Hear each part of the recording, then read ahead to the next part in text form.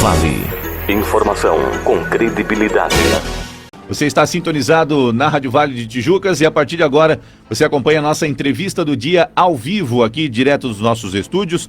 Hoje recebendo com muito prazer ela que é professora, na rede estadual, na rede municipal de ensino aqui no nosso município de Tijucas. Eu falo hoje com a professora Nara Rocha Vieira, que muito gentilmente se disponibiliza a vir aqui nos lembrar de alguns fatos históricos e nos esclarecer alguns desses fatos. E hoje a gente vai falar a respeito da relação da educação com momentos como esse que a gente está vivenciando agora, que são os momentos de pandemia, Os momentos aí em que a saúde passa a ser prioridade, por isso há algumas modificações.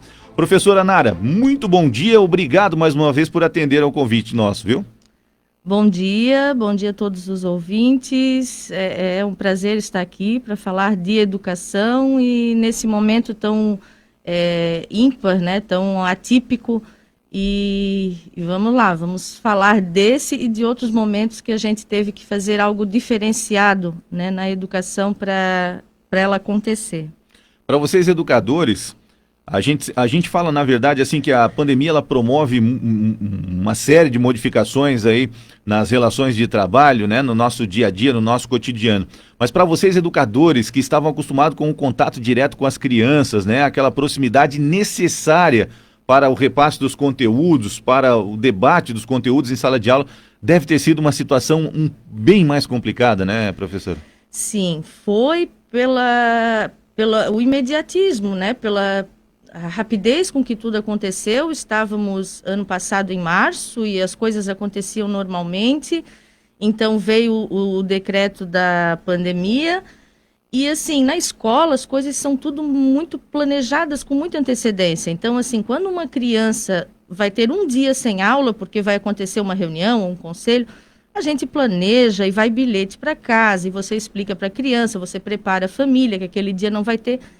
E ano passado, na pandemia, foi assim, de um dia para o outro, pronto, não vai ter, e não era um dia ou dois sem aula, era alguns dias. A princípio estava preparado para 15 dias sem aula, o que já era muita coisa para a escola, não ter aquele tempo hábil do preparo que precisava. E daí a gente ficou sem uma comunicação muito limitada com as crianças e com a família, que podia acontecer por telefone, pelas redes sociais, mas era ainda muito limitada, e não só com as crianças, entre nós também, Entre nós professores, a gestão para conosco, não se tinha mais aquela possibilidade, olha, amanhã a gente vai se reunir aqui na escola e nós vamos decidir o que vamos fazer. Não tinha mais nem a reunião entre nós, era através de redes sociais, era através de telefone. Então nós vamos debater, vamos discutir, as informações vão vir, os decretos, os documentos, eles vão vir através de redes, e-mails, e a gente vai, assim, proceder e decidir as coisas. Então, realmente foi uma situação muito atípica, E as coisas mais a gente fez, a gente foi herói e a gente conseguiu realmente restabelecer bastante vínculos e manter a educação. Perfeito. E aí, mediante uma situação como essa, a gente pegou o que a gente tinha à mão, o que era a nossa disponibilidade no momento, que nesse momento é a internet, Foi o meio mais pertinente que se encontrou para que os conteúdos não simplesmente parassem de ser repassados para os nossos alunos, Isso mesmo. Nesse momento a gente fez o uso da tecnologia que a gente dispunha, a internet, os telefones móveis, os celulares, mas assim, sempre lembrando que muitas vezes se tem aquela ideia assim, mas isso hoje não foi complicado, porque todo mundo dispõe de um celular, as crianças, como se fala, as crianças já nascem hoje com o celular na mão, então, não era bem assim.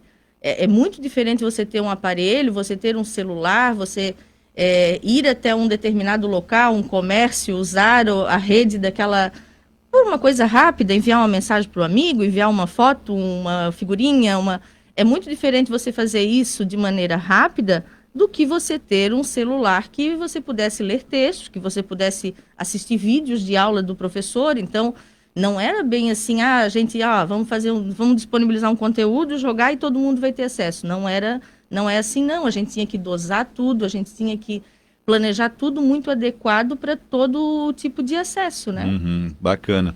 Bom, hoje a internet nos permite, né, uma interação, né, é limitado, mas permite um pouco mais ainda de interação e nos dá mais ferramentas para que isso aconteça.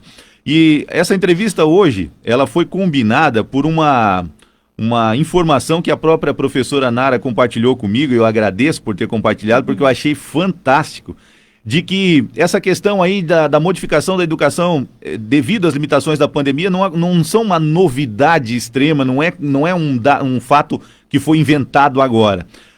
Em 1937, durante a pandemia, a epidemia aqui no caso, né, de poliomielite, as crianças tiveram que, para simplesmente não parar de receber os conteúdos, não parar de terem as suas aulas, tiveram que contar com a ferramenta do momento. E naquela ocasião, o rádio fez toda a diferença, né, professora? Exatamente. A gente tem esse caso que aconteceu na cidade de Chicago, nos Estados Unidos, e não foi só lá, aconteceu em outros lugares. Esse é o caso mais citado, assim, de que realmente uma epidemia cometeu aquela cidade e aquele momento, né, as crianças também foram para casa, não havia vacina, a vacina da poliomielite ela vem a ser criada décadas depois, ela começa alguns estudos já em 30, na década de 40, 50 é aperfeiçoada, lá em 60 com o Sabin ela vem a ser mais massiva essa vacinação, mas em 37 a gente não tinha essa vacina para poliomielite ainda. E as crianças também tiveram que ficar em casa, houve esse isolamento também. E a rádio, então, foi ali o papel essencial para esse vínculo, para esses estudos. Os professores preparavam o seu conteúdo, então, lançavam, né, na rádio, as crianças ouviam, até viralizou aí nas redes sociais essa semana uma foto das crianças em frente à rádio fazendo a tarefa, assim. E o formato... se passava aula, né, para as crianças, e as crianças, as famílias, então enviavam cartas para a rádio ou telefonavam fazendo as perguntas para esclarecer. E tem um registro que em uma rádio de Chicago, no primeiro dia de aula, recebeu cerca de 1.000 ligações. 1.000 ligações. Imagine, eram muitos alunos já naquele tempo, né, já era uma cidade grande, todo o distrito ali que envolvia. E assim, a curiosidade, também por ser algo novo, né, eu também queria ligar e mandar minha cartinha para a rádio para ter o meu professor lá respondendo as coisas. Então, houve essa experiência. Nesse momento aqui, nós também tivemos muitas localidades com essa experiência da rádio. Em muitas localidades onde não chega a internet, onde não se tem ainda, né, os aparelhos, a rádio foi essencial porque dentre a educação e dentre os conteúdos, há algo muito maior para nós educadores, que é manter o vínculo com a criança. A gente precisa ter esse vínculo, é muito importante que a criança nos ouça, nos escute, não se parta aquele vínculo, né? Não se rompa aquele vínculo totalmente, porque num momento a criança está acolhida por você na escola e no outro momento não está mais. Então, é muito importante que a gente chegue nos lares também, tanto que foi feito aí uma força-tarefa bem grande para tudo, para ligar para casa, para gestores escolares foram até as casas muitas vezes, ver se estava tudo bem, e isso também foi feito através da rádio aqui em muitas localidades, e isso em todo o Brasil. Eu estava vendo um caso específico até que me chamou a atenção, de uma cidade no Rio Grande do Sul, e eu estava vendo o depoimento emocionado, assim, da coordenadora do projeto que fez, era uma localidade rural, e eles tiveram que fazer aula pela rádio mesmo. E ela, assim, dizendo que, olha, né, onde não chegou a internet, onde não chegou o celular, como a gente conhece, a rádio foi a ferramenta que quebrou, ela usa ainda a expressão assim, que quebrou o silêncio, que quebrou o silêncio entre nós e as crianças, entre nós e as famílias, né? E foi muito proveitoso, assim, tem experiências, relatos fantásticos, inclusive outro que me chamou a atenção, de famílias, membros da família que deixaram de estudar por algum momento, por algum motivo, né, deixaram seus estudos, mas que ouvindo o filho, ouvindo a criança, tendo as suas lições através da rádio, elas se motivaram. As pessoas que tinham deixado de estudar se motivaram, porque daí viram, puxa, como é bacana a aula, como é legal, como... e elas se motivaram a querer voltar e começar a procurar as escolas para retornar aos seus estudos. Então, a gente teve também essa experiência. Olha que legal. As necessidades, né, de que os pais passem a acompanhar também, porque para os filhos isso é uma novidade, para os professores também como a professora mesmo nos relata, só que imagina para os pais isso, né? E aí se deparam com essa situação da possibilidade de voltar a estudar ou acompanhar parte, né, do conteúdo. Isso é muito bacana, né, professora? Sim, sim. É por isso assim, que toda ação na educação ela tem que ser muito cuidadosa, porque ela sempre causa algo a mais. A gente planeja aqui um círculo de ações, de atingir um grupo de pessoas, mas a educação ela né, sou suspeita a falar, mas a gente contamina, a gente contagia as coisas, as nossas ações vão para além daquilo do público que a gente planejou, enfim, e daí a gente teve esse relato que eu achei muito interessante, muito bacana. E outros momentos também. A rádio, ela tem essa característica de ser bem democrática, muito acessível, né? E não só nesses momentos de epidemia, pandemia, como no nosso caso, e nas catástrofes em geral. A gente teve uma experiência no Chile, em 2010, que foi muito terrível. Eles tiveram um terremoto que foi um dos maiores da história do país, e na sequência do terremoto houve um tsunami. Então a cidade estava toda destruída por um terremoto, e o próprio terremoto causou um tsunami na costa chilena, que destruiu as cidades em grande faixa ali.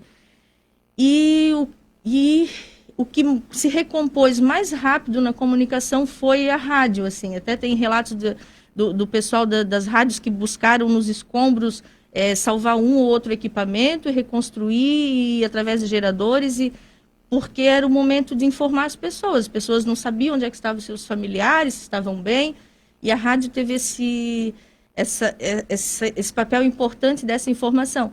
E após isso até teve uma experiência de que o governo passou a disponibilizar para as pessoas rádios portáteis, eram muito simples, aparelhos fabricados de papelão, inclusive. Olha só.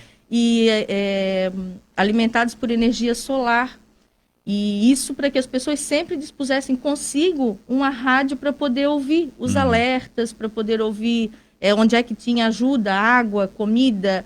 Então, houve essa distribuição desses rádios portáteis simples, mas que naquele momento era toda a comunicação que as pessoas dispunham. Então, para ver assim, como é importante esse papel, como é democrático, como é mais acessível. No Brasil, a gente já teve outras experiências. A própria rádio, ela nasce também com esse intuito educativo também. Nós tínhamos um grande visionário, que era o Roquete Pinto. O Edgar Roquete Pinto, ele é o patrono da radiodifusão brasileira. E quando ele funda a Sociedade Rio de Janeiro, que era a rádio, né, que ele fundou isso já na década de 1920, ele já tinha essa visão do papel educativo da rádio. Então, ele também fez, naquela época, a gente está falando aí de 100 anos atrás, ele fez também aulas e entradas que você tinha na rádio educativas para aquelas pessoas naquele momento. Nas palavras dele, até ele dizia que a rádio era a escola de quem não ia à escola, porque naquele momento não era um número limitado mesmo de pessoas que podiam frequentar. E as palavras dele, né, veja a visão que a rádio era a escola de quem não ia à escola. Isso era muito, muito forte, né, assim. E ele já nasceu com esse intuito. E nas décadas seguintes também sempre teve uma ou outra iniciativa educativa através da rádio. E houve agora muito resgate, assim, rádios até, eu estava vendo pelo Brasil, rádios que estavam desativadas, que cumpriam um papel até alguma década atrás para formação, para educação, especialmente em áreas rurais, e isso foi resgatado tudo, passou a se usar novamente aquele espaço para poder passar essas informações da pandemia e da educação. Isso nos explica de por que, com a ascensão da internet, o rádio ele não sai de cena, não fica obsoleto. Pelo contrário, ele se fortalece, unindo uma coisa a outra agora, né? Exatamente. Amplia-se até os meios, a rádio também dispõe da internet para sua maior informação, mas ainda assim, a difusão dessa informação nos meios populares e chegar na casa com a democracia gratuitamente, como chega, é a rádio. Porque, Perfeito. assim, as pessoas têm essa visão, mas hoje em dia todo mundo tem internet. Não, você tem, às vezes, uma internet limitada, uma internet que você paga uma taxa e você dispõe por um período e depois você não tem mais, né? Então, a rádio ainda é esse instrumento mais democrático de acesso às casas. Por ser totalmente gratuito, né? Não depender aí de uma assinatura Sim. para que se receba o conteúdo. Isso mesmo. E para a gente pontuar, quais as expectativas de agora ter que, vamos dizer assim, se readequar ou reaprender novamente a volta à sala de aula que está prevista então aí para esse retorno do ano letivo? Então, nós estamos, assim, nos preparando muito. A gente está se preparando muito mesmo. Foi um ano todo atípico, né? E janeiro não houve aquele desligar, assim, 1º de janeiro a gente desligou a luz e voltou agora, acabou 31 de janeiro. Não, a gente não teve esse espaço. A gente teve, mas a gente estava sempre se comunicando, nós professores, os gestores, né, os meios governamentais, sempre comunicando através de documentos, de decretos, e a gente precisou se adequar e discutir isso, então isso aconteceu durante todo esse momento, e agora a gente está finalizando esse processo, não finalizando no sentido de terminar, mas assim, nós estamos arrematando esse processo agora para a prática. Uhum. A gente está se preparando muito para acolher essas crianças na escola, seguir os protocolos, né? Essa semana a gente teve assim capacitação todos os dias, a gente está tendo capacitação todos os dias com muita teoria e inclusive prática. Essa semana no Colégio Cruz de Souza, onde eu trabalho na Ondina e no Cruz de Souza. No Cruz de Souza nós já fizemos inclusive a simulação de casos. A gente simulou vários casos para protocolos assim, da criança que chega com sintoma, um professor que chega com sintoma, de como proceder, o que fazer, como encaminhar, e a gente inclusive fez isso na prática, assim, a gente tá pegando bem firme mesmo nesse treinamento, a gente está tendo um treinamento bem avançado para receber essas crianças, a questão do espaço e de tudo mais. As escolas, elas contam com o Plancom, que é o plano de contingência. Esse plano de contingência, como o nome já diz assim, é uma resposta ao que vira, a gente precisa ter uma resposta para os casos que vão chegar na escola, que vão ser os mais variados, né? Uhum. Então, a gente está se preparando para todos esses casos, a gente está simulando esses casos e qual é a nossa resposta, tanto dos protocolos quanto das ações, o que a gente vai fazer. E as escolas estão se preparando muito. Elas estão se preparando no espaço, o humano, as pessoas. Agora vem a outra parte. A partir de semana que vem a gente começa a receber as crianças e que também, acredito, já vem assim, né, bem consciente, está se falando muito sobre isso. E a gente vai fazer esse trabalho também de conscientização, de acolhimento, que é o principal nesse momento. E das famílias também, né? Porque só um lado não funciona a coisa. A gente vai precisar mesmo de todo mundo. A gente vai precisar da nossa parte, da criança e da família também, que vem, né, com os protocolos a ser seguido. A questão da máscara, que é difícil, que eu mesmo fico assim o tempo todo puxando, mas a gente entende que realmente é algo novo, desconfortável. A gente vai ter que falar uma manhã inteira né, com a máscara, mas a gente vai ter que fazer.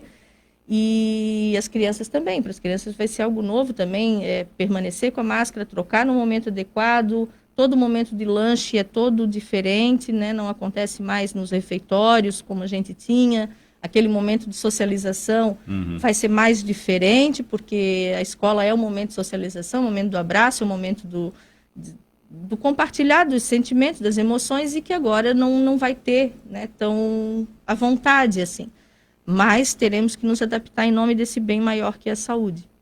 Bom trabalho a todos vocês, viu? E a partir de agora a gente começa a escrever um capítulo que com certeza será destacado na história lá na frente, né, professora? Com certeza, assim, como a gente falou lá de 1937, né, e todo mundo ficou assim bem curioso quanto a isso da epidemia e das aulas, esse momento também, a gente está construindo uma história num momento atípico, que a gente resgata muita coisa do passado, mas muita coisa é nossa desse momento também, E lá na frente isso também vai, com certeza, alguém vai falar que, ó, naquele momento as pessoas fizeram assim, procederam assim, e é claro, reduzir o máximo possível os males, reduzir o máximo possível os riscos, né, para que se passe da melhor maneira possível diante dessa situação.